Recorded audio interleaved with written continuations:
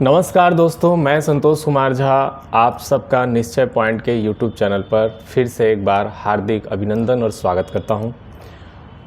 आज 1 जनवरी है और इस नव वर्ष के मंगलमय दिन में आप सब के लिए एक नया टॉपिक फिर से हम सीरीज के अंतर्गत ला रहे हैं, जिसमें सबसे पहले हम अर्थव्यवस्था को या अर्थव्यवस्था के उस महत्वपूर्ण टॉपिक को उठा रहे हैं जो सभी प्रतियोगी परीक्षाओं में पूछे जाते हैं या उनसे मेंस में क्वेश्चन बनते हैं।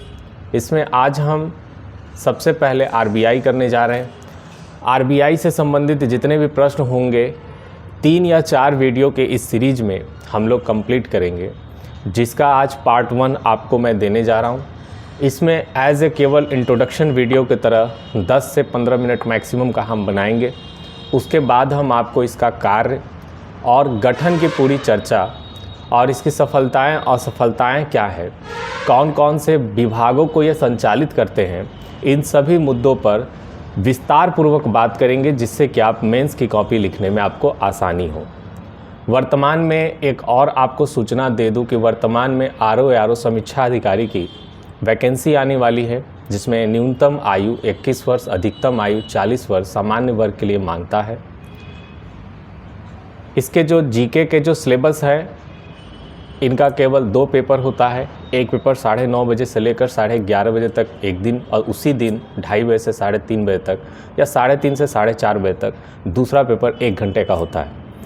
पहला पेपर आपका पूरा जीएस का होता है, जिसमें 140 क्वेश्चन होते हैं, जिसमें history, geography, polity, economics, current affair और यूपी विशेष से और सामान्य विज्ञान से संबंधित प्रश्न पूछे जाते हैं।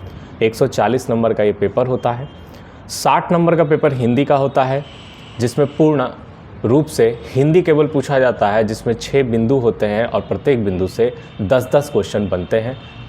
10 क्वेश्चन 6 बिंदु से 60 प्रश्न टोटल होते हैं।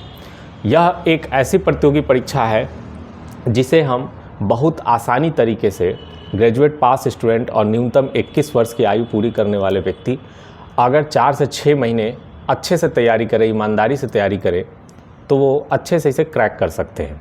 इसमें कोई संदेह नहीं होना चाहिए। वर्तमान में ये वैकेंसी अब जनवरी के फर्स्ट वीक या सेकेंड वीक तक आशा है कि ये आ सकती है।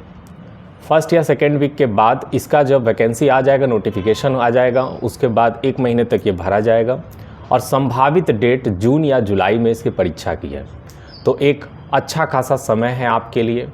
हम अब अपने ही इस निश्चय पॉइंट के YouTube चैनल पर ऑनलाइन भी कोचिंग क्लासेस स्टार्ट करने जा रहे हैं, जिससे संबंधित सूचना से संबंधित आपको वीडियो आगे मिलेंगे। इतनी बातें करके और नव वर्ष की शुभकामना के साथ आप लोगों के लिए आज का टॉपिक हम स्टार्ट करते हैं आरबीआई के बारे में।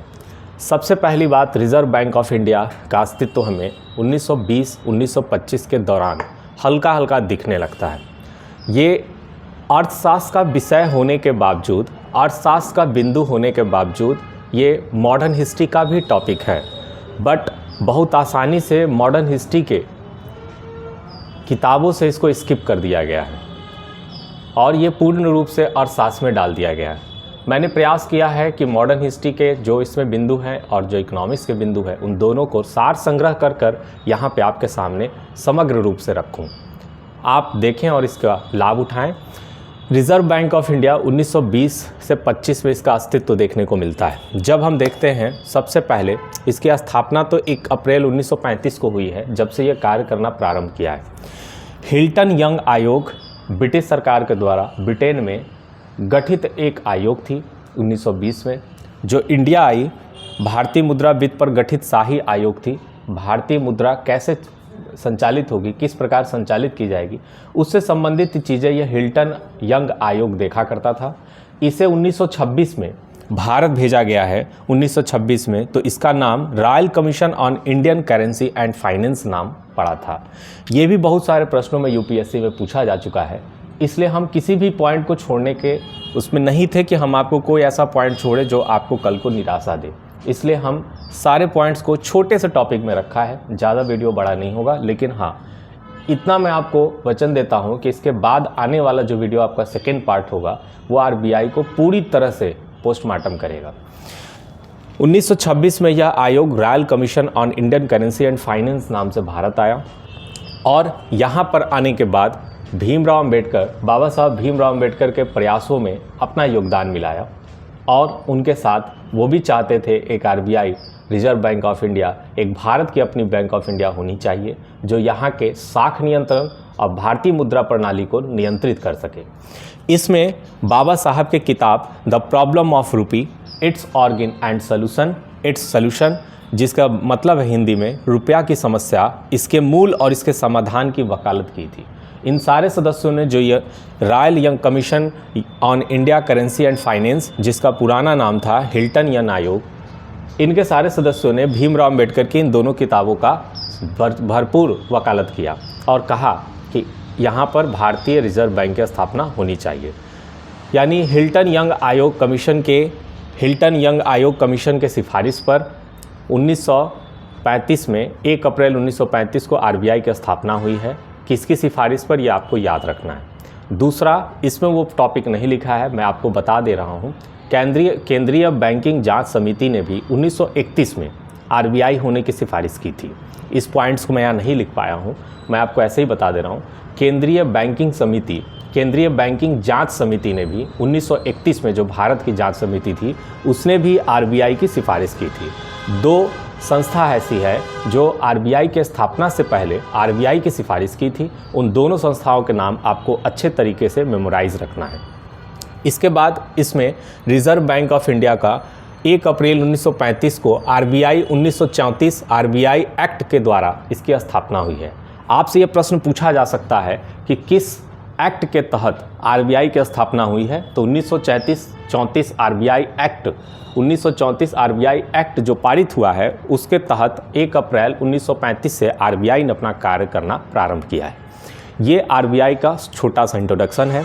RBI एक ऐसी संस्था है जो आज वर्तमान में भारत के आर्थिक रूप से उन सभी विभागों का परिचालन और संचालन करती है जो आर्थिक अर्थव्यवस्था से जुड़े हुए हैं। जब हम इसे दूसरे पार्ट में देखेंगे तो आप देखेंगे इसका कार्य बहुत विस्तार पूर्वक है। इसका जो गठन है उसका छोटा सा फॉर्म हम आपको दिखाने के लिए कि आप इंटरेस्ट आपके अंदर आ जाए, दूसरा पार्ट में आप समझने के लिए पहले से आशावादी हो जाएं कि इसके 20 सदस्यों के द्वारा एक निदेशक मंडल का गठन होता है जो पूरी तरह से RBI को कंट्रोल करता है। उस 20 लोग में, उस 20 मेंबर में कौन कौन होते हैं? उसमें एक गवर्नर होता है, एक डिप्टी गवर्नर होता है, एक गवर्नर होते हैं, 4 डिप्टी गवर्नर होते हैं, 10 निदेशक होते हैं, एक सरकारी अधिकारी होता है और 4 निदेशक होते हैं। अगर आप काउंट करेंगे तो 4, 1 5, 5 10 15, 15 4 19 और 1 20। एक गवर्नर, 4 डिप्टी गवर्नर, 10 निदेशक, एक सरकारी अधिकारी और 4 निदेशक। 20 निदेशक मंडलों की एक ग्रुप होती है जो RBI को संचालित करती है। इस बात को आपको याद रखना है। इसमें जो प्रश्न आपसे पूछे जाते हैं वो सेकंड पार्ट में आपको मिलेगा। गवर्नर के कार्यकाल को बढ़ाने की शक्ति निम्नलिखित में से किसके पास है? याद रखिए, केंद्र सरकार के पास गवर्नर, डिप्टी गवर्नर और 4 निदेशक, इन तीनों के कार्यकाल को बढ़ाने का और घटाने का दोनों प्रावधान है। गवर्नर का कार्यकाल 5 साल, डिप्टी गवर्नर का कार्यकाल 5 साल और 4 निदेशक का भी 10 निदेशक के 4-4 साल। यानी सभी व्यक्तियों का इसमें देखेंगे तो किसी का 4 साल है, किसी का 5 साल है। यानी हम जब इनके गठन की बात करेंगे तो उस समय आपको इनके कार्यकाल पर किसे वेतन मिलता है, कौन पूर्णकालिक सदस्य होता है, कौन अंशकालिक सदस्य होता है, किसे वेतन नहीं मिलता है, केवल भत्ता मिलता है, इन सारी चीज़ों को नेक्स्ट वीडियो में आपको देखने को मिलेगा। आशा करते हैं इस छोटे से वीडियो से भारतीय रिजर्व बैंक के बारे में आपको कुछ आइडियाज़ हुआ होगा। मैं जानता हूँ ये RBI एक ऐसा टॉपिक है जो एक कंक्लूड करके बहुत जगह पढ़ाया गया है, लेकिन इससे प्रश्न स्किप हो जाते हैं एग्ज़ाम में। कोई भी प्रतिभागी, कोई भी एस्पिरेंट इस तरह के प्रतियोगी परीक्षा में जब RBI से प्रश्न पाता है तो वो थोड़े से घुमाए हुए प्रश्न होते हैं। मैंने भी उसका आकलन किया है। मैं प्रयास करूँगा कि 2 वीडियो या 3 वीडियो में इसको पूरा समग्र रूप से एक आपके सामने रख दिया जाए, जिसे आप अच्छे तरीके से कर लें और अच्छे तरीके से करने के बाद स्किप करने वाली समस्या आपके पास ना आए। आप उन प्रश्नों को भी अटेम्प्ट करें जो RBI से आते हैं। इसी शुभकामना के साथ कि आपको उन 2023 में आपके जितने भी सपने हैं, जितने भी इच्छाएं हैं, वो सारे सपने और इच्छाएं मेरी शुभकामना है कि वो पूरी हो। इसी के साथ मैं संतोष कुमार झा आप सबसे विदा लेता हूँ। धन्यवाद।